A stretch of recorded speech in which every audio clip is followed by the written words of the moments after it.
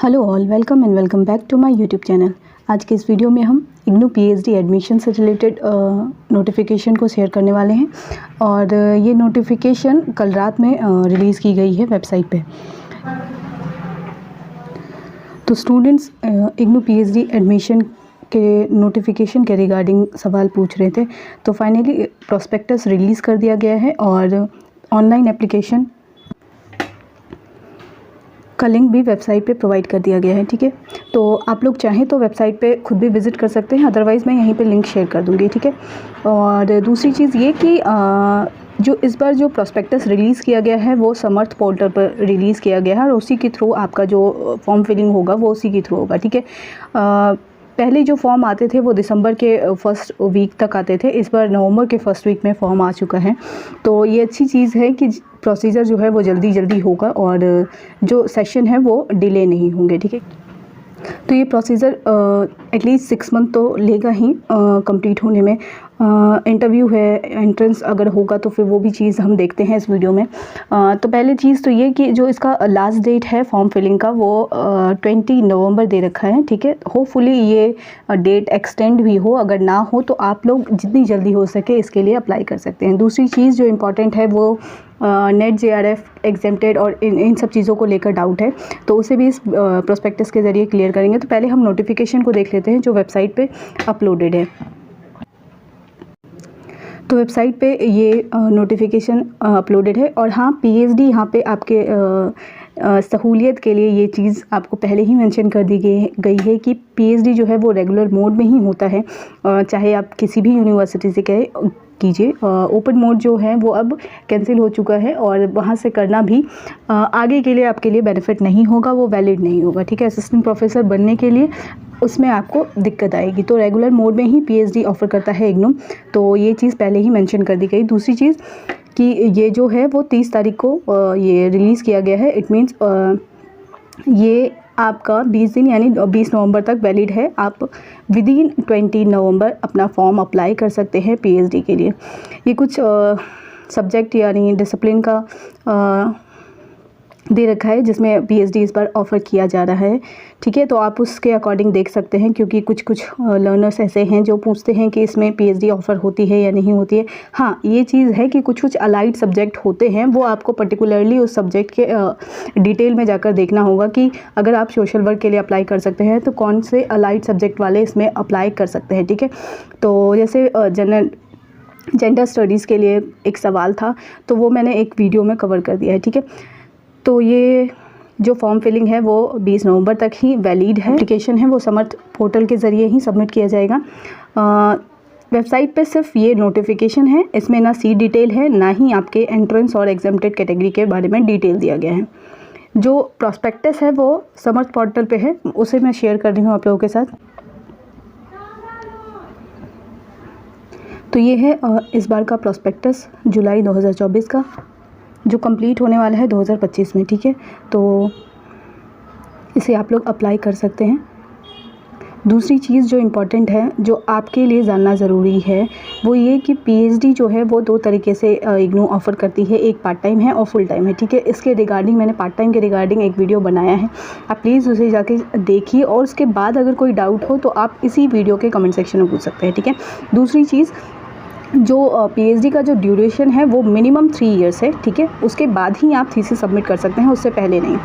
Minimum 3 years है और maximum 6 year है। ठीक है, और जो वुमेन कैंडिडेट है और पीडब्ल्यूडी कैंडिडेट है उन्हें 2 साल एक्स्ट्रा मिलता है, तो टोटल हो गया 8 years. The PhD programme involves course work during the first 6 month. जैसे मैंने आप लोगों को अपने हर वीडियो में ये चीज़ कहा है कि 6 मंथ का जो कोर्स वर्क का क्लास होता है उसके लिए चाहे पार्ट टाइम पीएचडी वाले एप्लीकेंट हो या फिर फुल टाइम पीएचडी वाले एप्लीकेंट हो, उन दोनों के लिए ये 6 मंथ का कोर्स करना कंपलसरी है, क्योंकि इस कोर्स में आपको पीएचडी के rules and regulation, ethics, research का क्या मेथड है, ये सब कुछ आपको इस दौरान बताया जाता है। तो ये अटेंड करना सभी के लिए कंपलसरी है। दूसरी चीज़ जो ये है कि जो पीएचडी है वो नई दिल्ली में ही ऑफ़र किया जाएगा, जैसे कि यहाँ पे मेंशन है। तो ये सवाल भी आप बार बार पूछते हैं तो उसका भी ये सॉल्यूशन यहाँ पे मैंने कर दिया।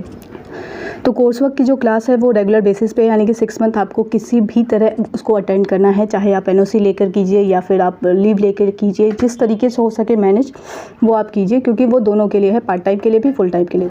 नेक्स्ट पॉइंट ये है कि जो इग्नू है वो हॉस्टल फैसिलिटी प्रोवाइड नहीं कराता है, तो इसके लिए स्टूडेंट्स अपना खुद इंतज़ाम करें, क्योंकि रेगुलर मोड पे पीएचडी तो है लेकिन हॉस्टल फैसिलिटी नहीं है। तो जो भी स्टूडेंट यहाँ पे फुल टाइम या पार्ट टाइम पीएचडी करना चाहते हैं, पार्ट टाइम वालों के लिए तो ज़्यादा प्रॉब्लम नहीं है, फुल टाइम के लिए ज़्यादा दिक्कत है, तो उन्हें खुद ही अरेंजमेंट करना पड़ता है। इग्नू के आउटसाइड ही बहुत सारे फ्लैट्स वगैरह हैं, तो आप उनको देख सकते हैं। तो हॉस्टल फैसिलिटी नहीं है, आपको इसका अरेंजमेंट खुद करना होगा। तो ये चीज़ें आपको पहले से इस प्रोस्पेक्टस के ज़रिए बता दिया गया है। दूसरी चीज़, जो पीएचडी पार्ट टाइम वाले हैं उनको एनओसी सबमिट करना होता है at the time of interview, ठीक है।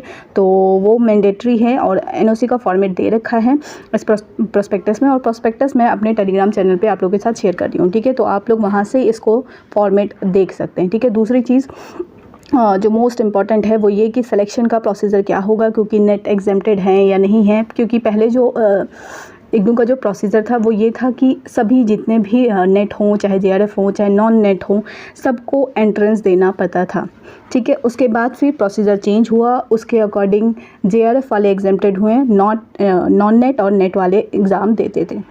इस बार हम ये देखते हैं, तो इस बार भी सेम चीज़ फॉलो की गई है, यानी सिर्फ़ और सिर्फ जेआरएफ कैंडिडेट ही एलिजिबल हैं कैटेगरी 1 के लिए। कैटेगरी 2 के लिए नेट और नॉन नेट वाले दोनों एलिजिबल हैं, और वो फॉर्म फिलिंग करेंगे तो कैटेगरी बी के थ्रू करेंगे, ठीक है। कैटेगरी ए की जो कैंडिडेट है उनको बेनिफिट ये है कि उनको एग्ज़ाम नहीं देना होगा, और उनका जो पूरा वेटेज है वो इंटरव्यू पे होगा। तो उनके लिए थोड़ी ये चीज़ें हैं जो सजेशन के तौर पर आप ले सकते हैं कि आपको अपना इंटरव्यू बहुत अच्छा करना होगा। और जो कैटेगरी बी वाले हैं, ऐसा नहीं है कि उनको इंटरव्यू के लिए अच्छा नहीं करना है, लेकिन हाँ उनके लिए प्रेशर थोड़ा कम हो जाएगा, क्योंकि आपका जो 70% वेटेज है वो आपका जो आपका एंट्रेंस एग्ज़ाम होने वाला है उसके थ्रू होगा, ठीक है। एंट्रेंस एग्ज़ाम का फॉर्मेट क्या होगा, तो वो चीज़ें भी आप लोग वेबसाइट से पता कर सकते हैं, या फिर इसके रिगार्डिंग अगर कोई नोटिफिकेशन आया तो वो मैं आप लोगों के साथ शेयर करूँगी। इसके पहले जो एंट्रेंस एग्ज़ाम हुआ है इग्नू पीएचडी का, वो मैंने अपने वीडियो पे ही यूट्यूब चैनल पे ही अपलोड किया है, तो आप उस पर देख सकते हैं, ठीक है। तो क्लियर हो गया कि जेआरएफ वाले ही एग्जेम्प्टेड हैं एंट्रेंस टेस्ट से, तो वो कैटेगरी ए में आएंगे। कैटेगरी बी वाले नेट और नॉन नेट वाले हैं, ठीक है। तो ये चीज़ें आप लोग ज़रूर ध्यान दीजिएगा, क्योंकि कभी कभी ऐसा होता है कि प्रॉस्पेक्टस जब रिलीज़ हो रहा है, ठीक है, जैसे अगर नेट का तो रिज़ल्ट आ ही गया है, ठीक है, तो अभी तो कोई दिक्कत नहीं है, क्योंकि पिछली बार भी ऐसे कुछ कैंडिडेट थे जिनका नेट रिज़ल्ट बाद में आया था, और उन्होंने जेआरएफ के थ्रू, मतलब उनको था इतना कि वो जेआरएफ क्वालिफाई कर जाएंगे, तो ऐसे में ही बहुत सारे फॉर्म आए हैं।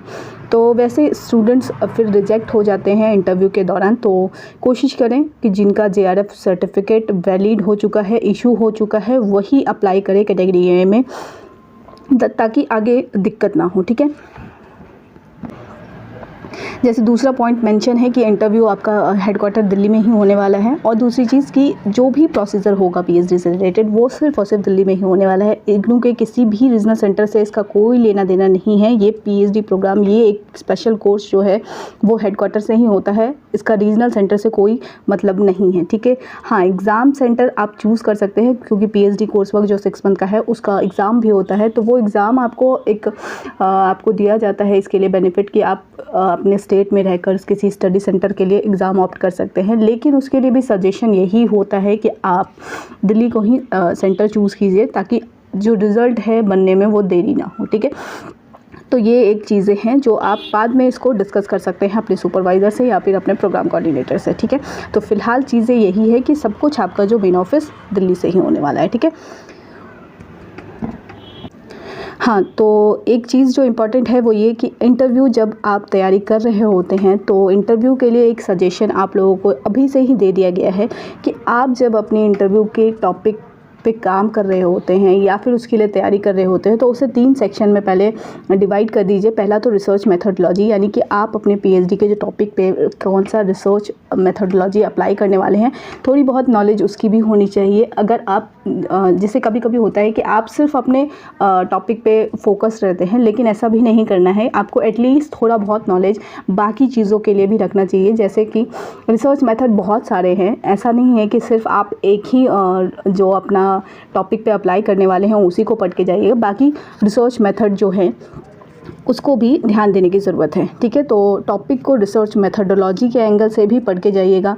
सब्जेक्ट डोमेन, यानी कि आप जिस टॉपिक पे ले रहे हैं उसकी डेप्थ नॉलेज आपकी कितनी है। हाँ, जैसे मैंने इंटरव्यू के लिए जेएनयू का इंटरव्यू अपना शेयर किया है, इग्नू का भी शेयर किया है और डीयू का मैं आप लोगों के साथ शेयर करूँगी, ठीक है, क्योंकि मैंने डीयू का भी दिया था तो कोशिश करती हूँ मैं उसका इंटरव्यू शेयर करने के लिए, ठीक है।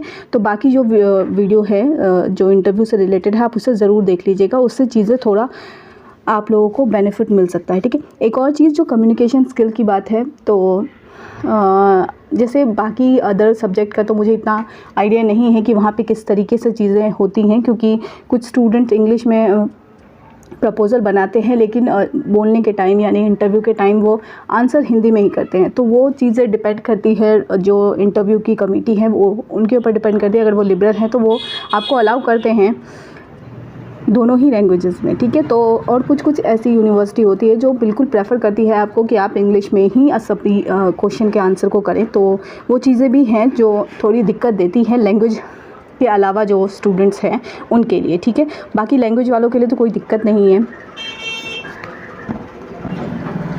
ठीक है। तो ये सब कुछ था आपका एक शॉर्ट इंट्रो जो इंटरव्यू है वो किस तरीके से होने वाला है और क्या क्या चीज़ें आपको इसमें बेनिफिट कर सकती हैं, वो चीज़ें आपको यहाँ पे ऑलरेडी बता दिया गया है, ठीक है। तो यहाँ सिंपल सा क्राइटेरिया अगर एलिजिबिलिटी का बताएं तो वो यही है कि मास्टर होने चाहिए और आपका अगर नेट है तो आप कैटेगरी बी में अप्लाई करेंगे, और अगर जेआरएफ है और नेट के साथ तो आप कैटेगरी ए के लिए अप्लाई करेंगे, ठीक है। अभी हम सीट डिटेल देख लेते हैं। एप्लीकेशन फ़ी पहले की तरह ही 1000 ही है, जो सभी के लिए है इक्वल, ठीक है। ये कोई ऐसा नहीं है कि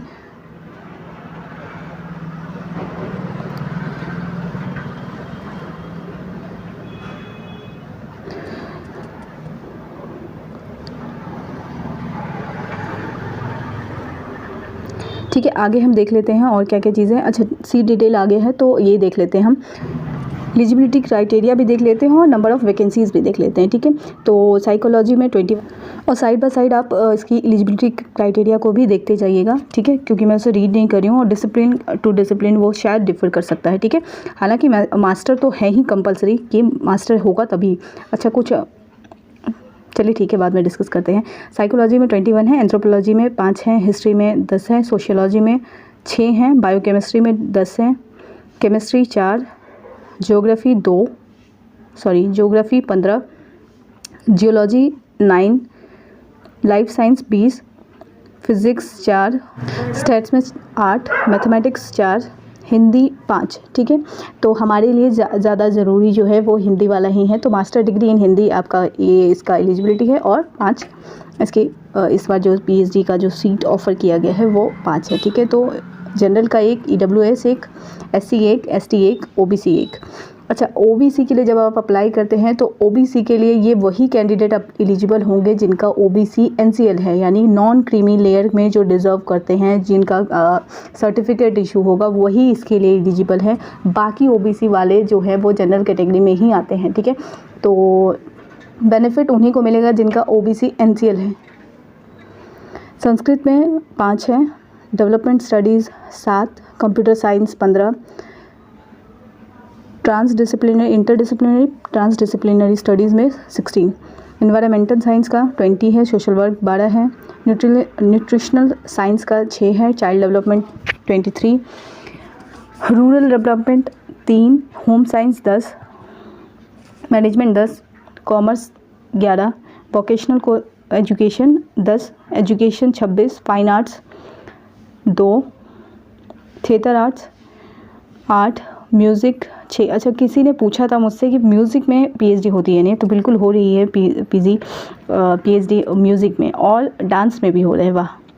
तो ये चीज़ें मुझे भी आज पता चल रही है इसके थ्रू, क्योंकि मैंने कभी इतना नोटिस नहीं किया कि इग्नू में कौन कौन से डिसिप्लिन में ऑफ़र किए जा रहे हैं पीएचडी। तो ये चीज़ें हैं कि चलो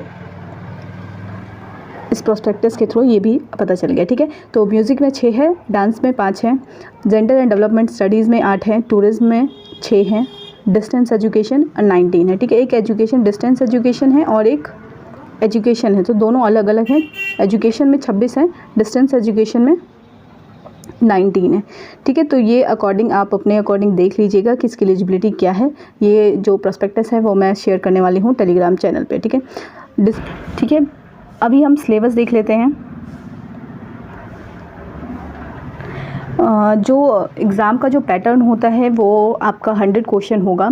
उसी 100 क्वेश्चन में 50 क्वेश्चन आपके रिसर्च मेथोडोलॉजी के होंगे और 50 क्वेश्चन आपके सब्जेक्ट से रिलेटेड होंगे, ठीक है। और चूँकि ऑब्जेक्टिव टाइप जब क्वेश्चन होते थे तब तो ये चीज़ें इक्वली हो जाते थे, लेकिन जब एग्ज़ाम आपका डिस्क्रिप्टिव मोड में होता है, सब्जेक्टिव मोड में होता है, रिटन एग्ज़ाम होता है, तो उसमें चीज़ें थोड़ी अलग हो जाती हैं। हाँ, क्वेश्चन बराबर ही होते हैं, 50-50 दोनों ही रहते हैं, सब्जेक्ट भी होते हैं और आपका रिसर्च से रिलेटेड भी क्वेश्चन होता है, ठीक है। तो पेपर आप दोनों ही देख लीजिएगा, ऑब्जेक्टिव भी और जो चैनल पे अपलोडेड है ऑब्जेक्टिव भी और सब्जेक्टिव भी, ठीक है। तो जैसे ही पता चल जाएगा एंट्रेंस किस मोड में होने वाला है वो भी मैं आप लोगों को चैनल पे जल्द ही अपडेट कर दूँगी।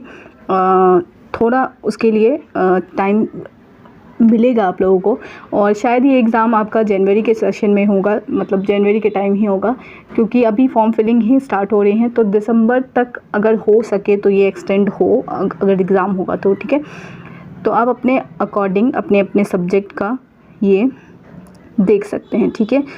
सिलेबस हम फ़िलहाल हिंदी का देख लेते हैं।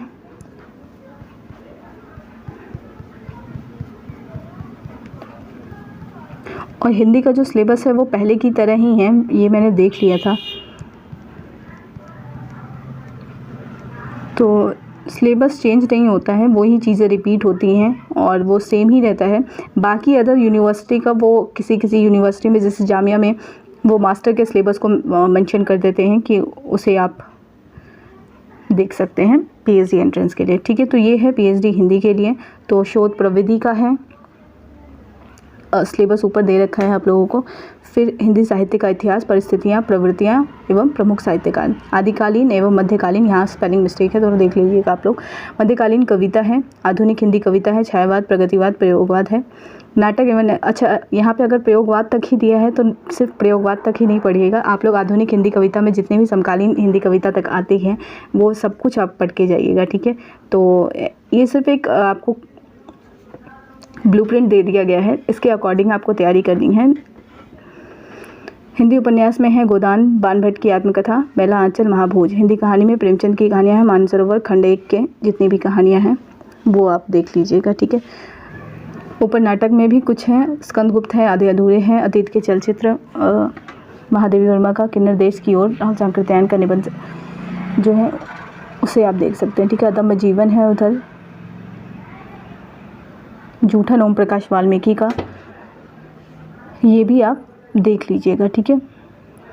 पहले आप क्वेश्चन पेपर ज़रूर मेंशन कर लीजिएगा, क्वेश्चन पेपर देख लेने से थोड़ा बहुत आइडिया हो जाता है कि क्वेश्चन क्या पूछा जा रहा है, ठीक है। क्योंकि अभी आप पढ़ने के लिए बैठिएगा गोदान या बाणभट्ट की आत्मकथा, हालांकि अगर नेट जेआरएफ वाले स्टूडेंट आप अप्लाई कर रहे हैं तब तो आपको कोई दिक्कत नहीं होगी, और किसी ने अगर बहुत पहले नेट जेआरएफ क्लियर किया है तो उनके लिए थोड़ा रिविज़न के लिए चाहिए, ठीक है।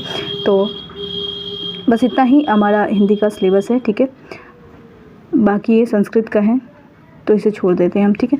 तो ये था आपका प्रॉस्पेक्टस जुलाई 2024 का, जिसमें आप लोगों को बता दिया गया है कि आपकी सीट डिटेल क्या है, आपको सिलेबस बता दिया गया है, आपको किस कैटेगरी में अप्लाई करना है ये बता दिया गया है। इग्नू की पीएचडी की जो चीज़ें हैं वो आपको पहले ही क्लियर कर दी गई है कि ताकि आपको बाद में कोई दिक्कत ना हो कि ये सब कुछ बताया नहीं गया या फिर चीज़ें पता नहीं थी, वो सब कुछ आपको प्रॉस्पेक्टस में ही बता दिया गया है। तो आप प्रॉस्पेक्टस को एक बार अपनी तरफ से भी रीड कर लीजिएगा, ठीक है। तो इसके नीचे बाकी सारे सब्जेक्ट का ही सिलेबस दे रखा है। हम वापस तो वापस इसी प्रोस्पेक्टस को गो थ्रू कर लेते हैं, ठीक है। कैटेगरी का आप लोगों को पता चल गया है, JRF है अगर किन्हीं का तो वो कैटेगरी ए में, और नेट और नॉन नेट है तो वो कैटेगरी बी में। एंट्रेंस किस मोड में होगा उसकी डिटेल मैं आप लोगों के साथ जल्दी शेयर कर दूंगी पता करके, या फिर अगर आप लोग भी चाहें तो कॉन्टैक्ट नंबर दिया हुआ है रिसर्च यूनिट का, तो वेबसाइट से आप उसे निकाल करके वहाँ से उनको कॉन्टैक्ट करके एंट्रेंस का जो फॉर्मेट है यानी पैटर्न जो है वो आप पूछ सकते हैं, ठीक है। क्योंकि एंट्रेंस का पैटर्न यहाँ पे गिवन नहीं है और ये किसी भी प्रोस्पेक्टस में मेंशन नहीं किया जाता है, तो ये चीज़ें आप लोग देख लीजिएगा। और जो इसकी लास्ट डेट है वो 20 नवंबर है, तो कोशिश कीजिएगा उससे पहले ही एग्ज़ाम का जो फॉर्म फिलिंग है ये जो PhD का वो आप अप्लाई कर दें, ठीक है। और इससे रिगार्डिंग और कोई डाउट हो तो इसी वीडियो के कमेंट सेक्शन में पूछिएगा। और प्रोस्पेक्टस जो है वो मैं टेलीग्राम चैनल पे शेयर कर रही हूँ, ठीक है। तो वीडियो को यहीं पे एंड करते हैं। वीडियो को एंड तक देखने के लिए थैंक यू सो मच।